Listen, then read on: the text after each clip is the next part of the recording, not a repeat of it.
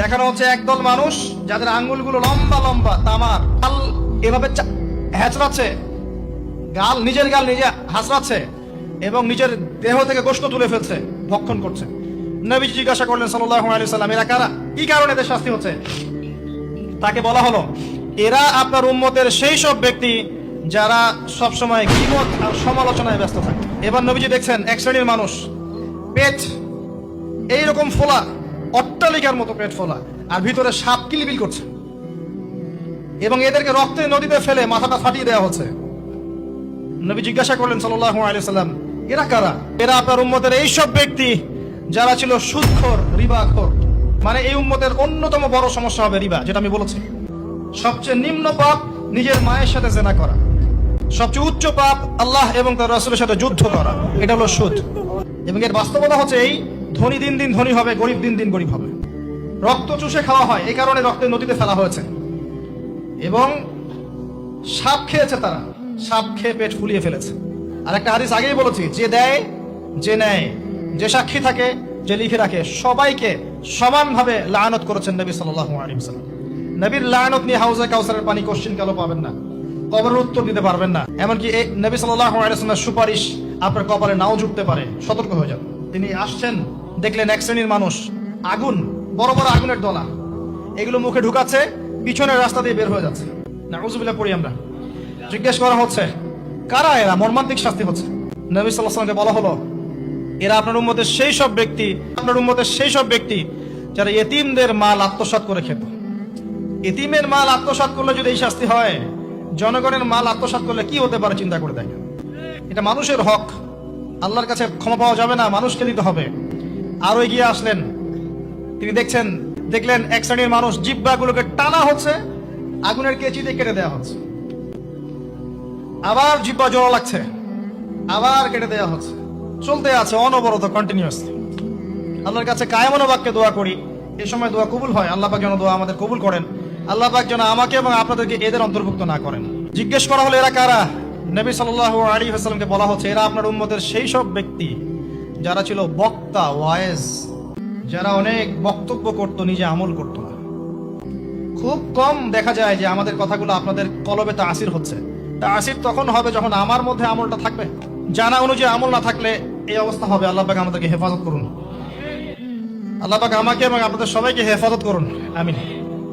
আরো এগিয়ে আসলেন, দেখা গেল এক শ্রেণীর মানুষ, যুবকরা খুব ভালো করে শোনেন এবং বিবাহিতরাও শোনেন। সামনে রাখা আছে ভালো গোশত, বাম দিকে রাখা আছে পচা গোশত, গন্ধ বের হচ্ছে। তারা এই পচা গোশত তুলে তুলে খাচ্ছে, গোগ্রাসে খাচ্ছে, ভালো গোশতের দিকে ভ্রুক্ষেপও করছে না। অবাক হয়ে নবী সাল্লাল্লাহু আলাইহি ওয়াসাল্লাম জিজ্ঞাসা করছেন, এরা কারা? তাকে বলা হচ্ছে, এরা আপনার উম্মতের সেই সব ব্যক্তি যাদের ঘরে পবিত্র স্বামী ছিল, বাইরে অন্য পরপুরুষের সাথে প্রেম করেছে, যাদের ঘরে পবিত্র স্ত্রী ছিল, বাইরে পরকিয়া করেছে। আর এখন যত মিডিয়া আছে দেখবেন, সিরিয়াল, মুভি, জাবি জাবি, এরা পরকিয়া শিখায়, জেনা এবং পরকিয়া শিখায়। খেয়াল করে দেখবেন, একটা ছেলে মেয়ের অবাধ মেলামেশা, হারাম মেলামেশাকে এমন ভাবে উপস্থাপন করা হয়, মনে হয় এটা একটা পবিত্র ইবাদত মনে হয়, এবং বোঝানো হয় যে প্রেম তো পবিত্র। পবিত্র প্রেমে কি সমস্যা? আরে প্রেম পবিত্র তখন যখন আমি আমার স্ত্রীর সাথে প্রেম করব। গোশত খাচ্ছে, পচা গোশত। আর একটা বলি, ঠিক এরপরে নবী সাল্লাল্লাহু আলাইহি ওয়াসাল্লাম দেখলেন একটা চুলা দেখলেন, চুলার নিচের দিকটা হচ্ছে প্রশস্ত, মাথাটা সংকীর্ণ, এরকম মানে তন্দুর রুটি ভাজে দেখেছেন, যে ভিতরে দেয় একটা এরকম গোল চুলা থাকে, সামথিং লাইক দ্যাট। নিচে দাউ দাউ করে আগুন জ্বলছে, আর এখানে কিছু মানুষকে জ্বালানো হচ্ছে। যখন নিচ থেকে আগুন এরকম করে আসছে, তখন এরা আগুনের তাপে উতলে উঠছে, আগুন নিচে নেমে যাচ্ছে, এরা আবার আস্তে আস্তে নিচে নেমে যাচ্ছে। এভাবেই হাদিসে ব্যাখ্যা করা আছে। নবী সাল্লাল্লাহু আলাইহি ওয়াসাল্লাম জিজ্ঞাসা করলেন, এরা কারা? বলা হলো, এরা আপনার উম্মতের সেই সব ব্যক্তি যারা জেনায় লিপ্ত ছিল। তিনি আরো এগিয়ে গেলেন, জেনা সম্পর্কে কয়েকটা হাদিস এসেছে। তিনি এগিয়ে গেলেন, দেখলেন একটা জায়গা যেখান থেকে দুর্গন্ধ বের হচ্ছে, পাবলিক টয়লেটের চেয়ে প্রকট দুর্গন্ধ, মনে হচ্ছে পাবলিক টয়লেট। নবী জিজ্ঞাসা করলেন সাল্লাল্লাহু আলাইহি ওয়াসাল্লাম, কোন জায়গা থেকে এরকম দুর্গন্ধ আসছে? তিনি বলেন, এটা হচ্ছে জেনাকার, এবং জেনাকারীদেরকে আযাব দেওয়া হচ্ছে, ওদের রক্ত মাংসের পুজের গন্ধ এগুলো। তিনি মানুষকে একটা শরবত খাওয়ানো হচ্ছে, শরবত জাহান্নামীদের রক্ত মাংস পুজের নির্মিত, তার নাম হচ্ছে তিনাতে খাবাল। কাদেরকে খাওয়ানো হচ্ছে? যারা এই উম্মতের মাদক সেবন করতে এদেরকে খাওয়ানো হচ্ছে। আমি আপনাকে একটু পিছনে নিয়ে যাই।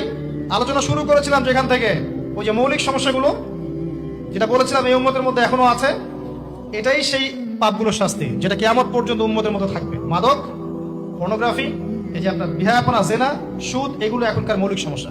এগুলোই হবে এই উম্মার বড় বড় সমস্যা, যার কারণে উম্মতের বেশিরভাগ মানুষকে ওখানে আযাব দেওয়া হচ্ছে। আল্লাহ পাক আমাদেরকে হেফাজত করুন।